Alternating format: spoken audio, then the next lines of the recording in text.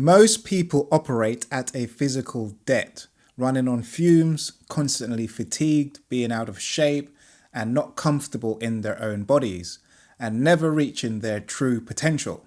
But what if you could level up your body just like you do in your business? That's exactly what the physical wealth standard is about. Your body is either working for you or against you, and most people don't realize they're running at 50% of their potential. In this video, I will break down the metrics and physical wealth standards you should aspire to so that you can operate at peak physical capacity, but also be at optimal health well into your 40s, 50s, and 60s, and even beyond. In the high-stakes world of elite professionals and entrepreneurs, peak physical performance isn't just a luxury, it's a necessity. The physical wealth standard is a benchmark for strength, cardiovascular fitness, and recovery that helps ambitious, high-achieving individuals assess and optimize their bodies for sustained energy resilience and longevity. Just as financial wealth provides security and opportunity, physical wealth measured through key performance indicators like strength levels, endurance, VO2 max, sleep quality, and heart rate variability ensures you operate at your best. When your body is a liability rather than an asset, it drains productivity, it drains focus and leadership potential. This standard isn't about vanity, it's about maintaining a high performance engine that allows you to outwork, outthink, and outlast the competition while avoiding the physical debt that leads to burnout, chronic fatigue, and preventable health decline. The physical wealth standard is a benchmark for key areas of human performance. Strength training is a proxy for physical performance. To develop a high level of strength requires discipline and consistency. Also, good sleep hygiene, nutrition optimized, and quality training. Cardio fitness relates to how efficiently you can produce and sustain energy. And of course, recovery. How well do you recover and regulate stress? These three categories dictate how you feel, perform, and sustain energy levels throughout your day. If you are constantly drained, struggling with focus, or battling stress, chances are you're operating below your physical wealth potential. Okay, so let's dig into it. So why pushing to intermediate and advanced levels matters. So why should you care about pushing your strength, endurance, and recovery metrics to an intermediate or advanced level? Because your physiology dictates your performance. Here's what happens when you level up your physical wealth. Strength training increases testosterone and growth hormone levels, improving mental drive and resilience. That also relates to women as well. Higher cardiovascular capacity enhances oxygen efficiency, making you more mentally sharp and fatigue resistant.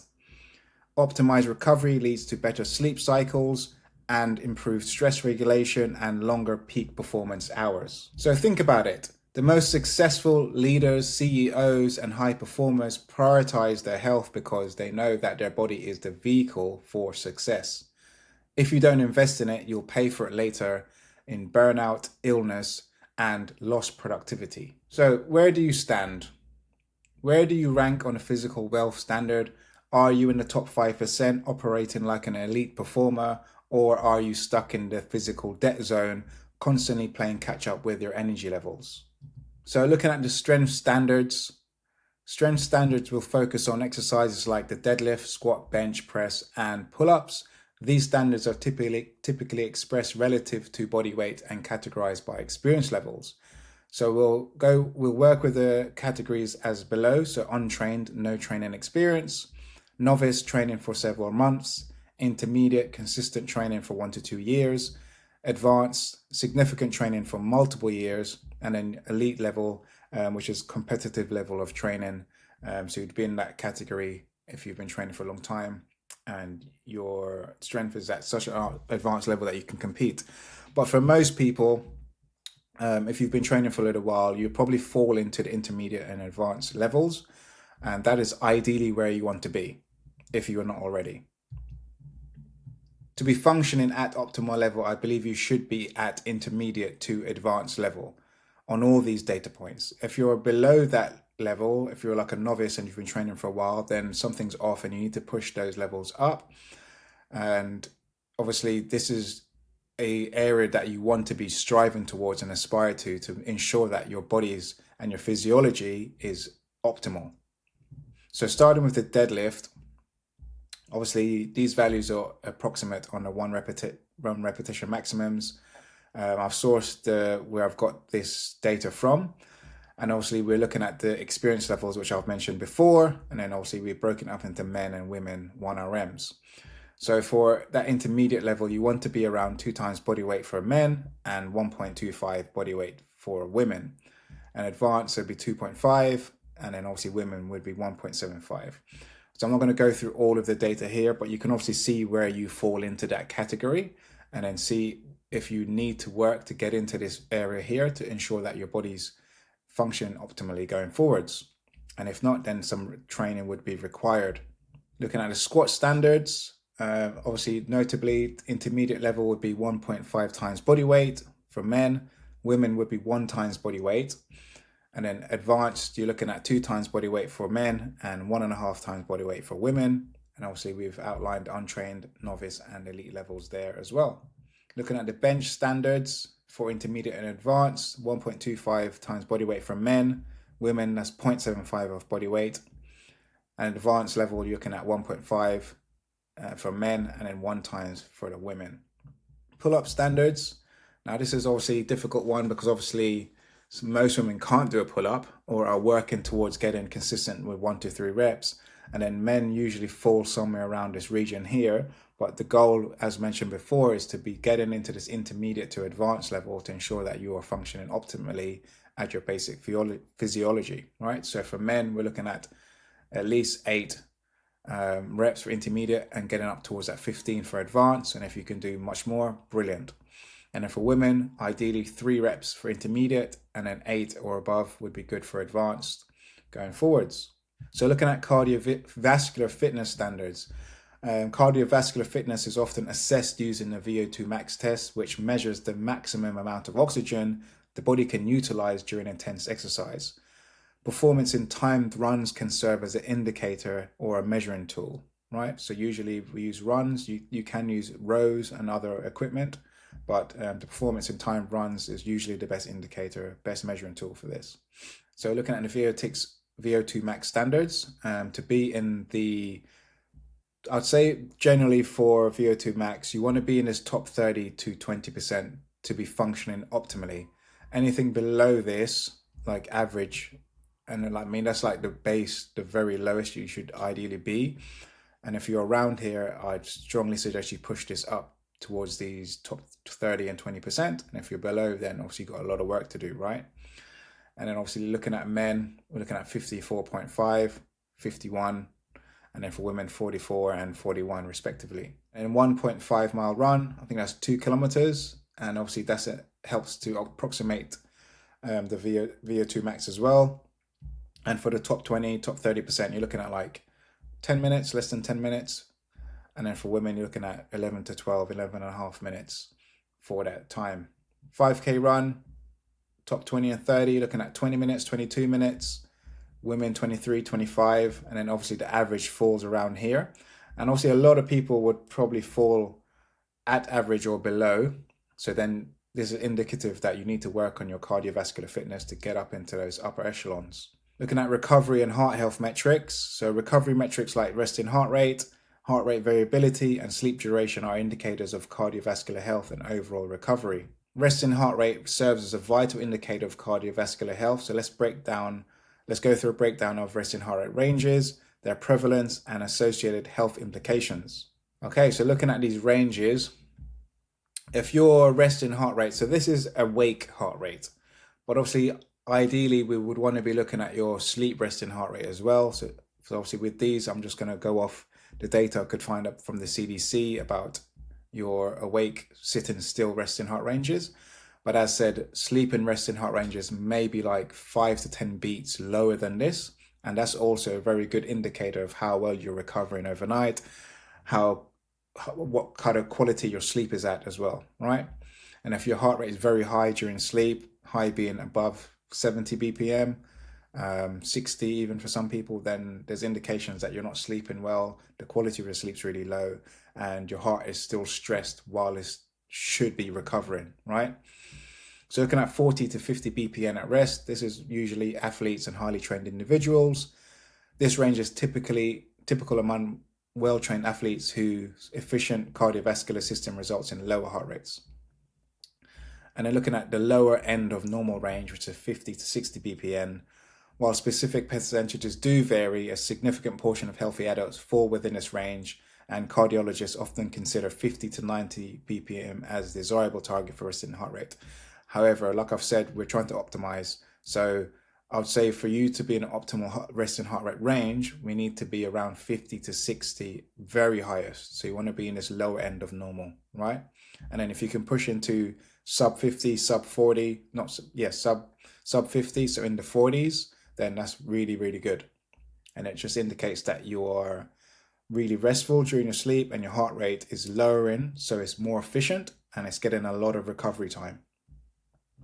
Then looking at 60 to 70 BPM, which is the average resting heart rate.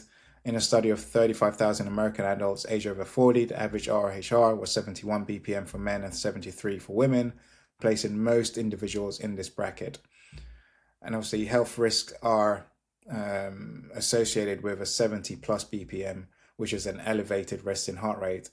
RHR exceeding 90 BPM is linked to increased all-cause mortality with a hazard ratio of 1.22. Additionally, patients with myocardial infarction and admission heart rates over 90 BPM experience higher mortality rates, increasing from 15% to 41%. Then looking at some of this data from CDC, again, this is obviously awake resting heart rate. And then we have the women on the right and the men on the left. And obviously looking at the high, so percentile in the middle, this is probably the average, but if you come down into these lower ranges, this is ideally where you want to be for optimal. So dropping down below 60 and ideally even below 50 BPM into the 40s would be ideal as well. But obviously this is for most people, and there's not many people that of the population have that such a low heart rate. But it just gives you a visual aid as to where most people fall and how or where you need to improve on to actually be optimized and be functioning at that higher level. Okay, so maintaining a resting heart rate within 50 to 70 BPM range is generally associated with better cardiovascular health and increased longevity. Regular physical activity, stress management, and a balanced diet can help achieve and sustain a healthy heart rate. And obviously this is really important, as I said, for ensuring your heart recovers at night, it recovers within sleep, your heart doesn't turn off, and the only time it gets to recover is during sleep, and that time is for it to downregulate, lower the activity of itself. And if your heart rate is still functioning at a high level, as it is when it's awake, then it's getting no time to rest and repair, etc., and heal. Therefore, you're going to be stressed, chronic stress ensues, and then you're going to have heart problems going forwards. So looking at this data below, this is my personal data from last week, I think. So resting heart rate for me is usually around 40, 41, 40, up towards 45. If I get like a 46, 48, my Oura ring thinks I'm stressed out. So it usually flags up red. I think the lowest I've logged is like a 39, 38, but I don't usually settle around there. My average is between 41 and 45. And my average for heart rate variability is 82, sometimes go up to 100. And then my low would be like in the 60s. And then respiratory rate, 12 breaths per minute. But we're not going to discuss this in this video. I've kind of discussed respiratory rate in some other videos I've done. And we'll go into heart rate variability now. So HRV measures the variation in time between successive heartbeats and serves as an indicator of autonomic nervous system health. HRV values can vary significantly based on age, gender, and individual health status. So let's break down the HRV ranges a little bit. All right, so looking at average HRV by age and gender. So we're going to just look at like 30 and 40 ages for now, just because it's middle ground. The average is obviously between 40 and 80 generally. But also if you can push these up higher through lifestyle adjustments, training, recovery modalities, then that's going to indicate a much better data point for HRV and obviously more optimized healing, more optimized recovery, and general better overall well-being for yourself. We don't generally want to be in these lower ranges. I mean, obviously this is average based on the data, but you should be striving for optimal. Yeah. And obviously some further data on this. Obviously I brought back my readout from my Oura Ring here, looking at some Hoop data, and they've obviously put out that the average HRV for Hoop members is 64 ms. It is a metric that does fluctuate between people, so there's not generally like a 100% true reading, but we do see implications of the data, right? So if someone's on the very low side, then that's going to indicate that you have low stress tolerance, especially if that is chronically low, right? Or if you get a spike that drops down or goes up too high. So ideally for most people, I'd say try to get in the range of 70 to 80, and that's going to be optimal for you. If you can push things up even higher, that would be really good. So factors influencing HRV, age, obviously HRV tends to decrease with advanced age. Gender, males often exhibit higher HRV values compared to females, and then fitness levels. Of course, individuals with higher cardiovascular fitness typically have elevated HRV. So that's an indicator that you should try and increase your cardiovascular fitness to improve your HRV, right? And then health status, chronic conditions like hypertension and diabetes can reduce HRV. So interpreting HRV values, obviously HRV is highly individualized rather than compared to population averages. It's beneficial just to monitor personal data and trends over time. And in significant deviations from one's baseline, it may indicate stress, fatigue, or potential health issues. Now, if you're monitoring your own data, and let's say you start monitoring and you're resting around 50 ms, but with lifestyle and habitual changes, you start to notice your HRV increasing towards 60, 70, 80 and beyond, then you're doing something really good. And that's positive. You're improving your capacity to recover. You're improving your stress tolerance, but also improving your overall optimal health and how well your body functions, right? So looking at how we can improve HRV, obviously regular physical activity, engage in aerobic exercises like running, rowing, or cycling. Stress management, of course, incorporate relaxation techniques such as meditation or yoga. Of course, adequate sleep, aim for 7 to 9 hours of quality sleep per night. Healthy diet, maintain a balanced diet rich in nutrients. And of course, monitoring HRV can offer valuable insights into cardiovascular health and overall well-being. Utilizing wearable devices that track HRV can assist in making informed lifestyle choices. Strongly suggest everyone wear some sort of health wearable device to track these metrics, to assess where you're at, but also to assess changes you make for improvements. And of course, adequate sleep is crucial for maintaining optimal health, with the recommended duration for adults being 7 to 9 hours per night. Deviations from this range, particularly shorter sleep durations, have been associated with various health risks. And of course, 7 to 9 hours of sleep is optimal for health benefits. Consistently obtaining 7 to 9 hours of quality sleep is linked to numerous health benefits, including improved mood, improved cognitive function, and a reduced risk of chronic diseases. A stable sleep schedule within this range is associated with successful aging and overall well-being. Less than 7 hours, you begin to increase health risks. Regularly sleeping less than 7 hours per night has been associated with several adverse health outcomes, which include cardiovascular issues, obesity, and mental health concerns, right? And then obviously once you start to get less than that, looking at 5 to 6 hours of sleep, you're going to have elevated mortality risks. So sleeping less than 5 to 6 hours per night further exacerbates health risks, premature death. A study involving nearly 47,000 adults found that inadequate sleep can increase the risk of premature death by up to 29%.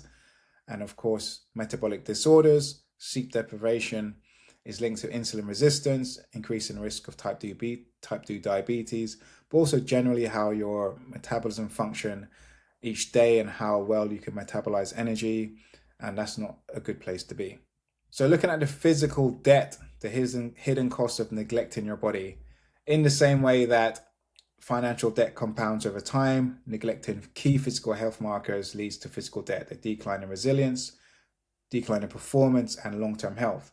If you fall below these thresholds, you're not just out of shape, you're setting yourself up for chronic fatigue, low energy, increased injury risk, and a shorter health span. This isn't just about lifting weights or running faster. These metrics reflect how well your body handles stress, how well you recover, and how resilient you are. Poor strength, low endurance, and inadequate recovery translate into lower productivity, reduced cognitive function, and a higher susceptibility to illness and burnout. So this is what I put together for that physical data in this table. So looking at sleep duration, heart rate variability, resting heart rate, VO2 max, pull-ups, bench press, squat, and deadlift. If you're sleeping less than 5 to 6 hours per night, you're increasing risk of obesity, heart disease, and cognitive decline, chronic fatigue, and poor stress tolerance. Heart rate variability, consistently lower than 50 ms. Obviously, the consequences are indication of high stress, poor nervous system balance, and increased risk of burnout. Then looking at heart rate, for resting heart rate, consistently above 50 to 60 BPM is poor cardiovascular fitness, higher stress levels, and increased risk of heart disease. Now looking at VO2 max, below 30 to 40, obviously indicates reduced cardiovascular efficiency, poor endurance, and higher mortality risks. Then obviously our strength metrics, less than 5 to 8 for men, less than 3 women, you're in that weaker percentile of the population, weak upper body strength, poor grip strength linked to longevity, and low muscular endurance. Bench press, less than 1 times body weight for men, less than half body weight for women. Again, poor upper body strength and low pushing power and impacting functional fitness. Looking at the squat, less than 1.5 times body weight for men and 1 times body weight for women is weaker lower body strength, poor mobility, and increased risk of injury. And as if you don't know already, lower body strength is highly correlated with longevity of life. And there's many studies that actually highlighting that now. Finally, the deadlift, less than 2 times body weight for men and less than 1.25 body weight for women. Obviously, consequences indicate low total body strength, poor posture training development, and reduced movement efficiency. Now, obviously, we've covered quite a lot of things here. If you're like ticking some of these and you're excelling at others, then obviously that highlights what areas you need to work on to optimize your body and reduce this physical debt and the consequences. So if you're like meeting the benchmark standards but not meeting a deadlift, not meeting the cardio, then there's clear areas you need to work on and improve on going forwards. So why does this matter, right? If you're below these numbers, you're operating at a disadvantage, not just in the gym, but in life and business. This is poor health, poor stress tolerance, and low physical mental performance in action, which obviously leads into poor recovery, chronic fatigue, brain fog, low strength, increased injury risk, and poor stress resilience, weak endurance, low energy, and poor stress adaptation, and bad cardiovascular fitness, which obviously increases mortality risk. In short, if you're aging faster, performing worse, and putting yourself at risk for long-term health problems, right? What is the solution? Start reversing your physical debt by raising these standards. Strength, endurance, and recovery aren't just fitness goals. They're the foundation of a high-performance life. Right, hope you enjoyed that. DM if you want help to optimize your health and performance. If you're not already, like the video. If you've got any questions, hit me in the comments, and I will see you on the next one.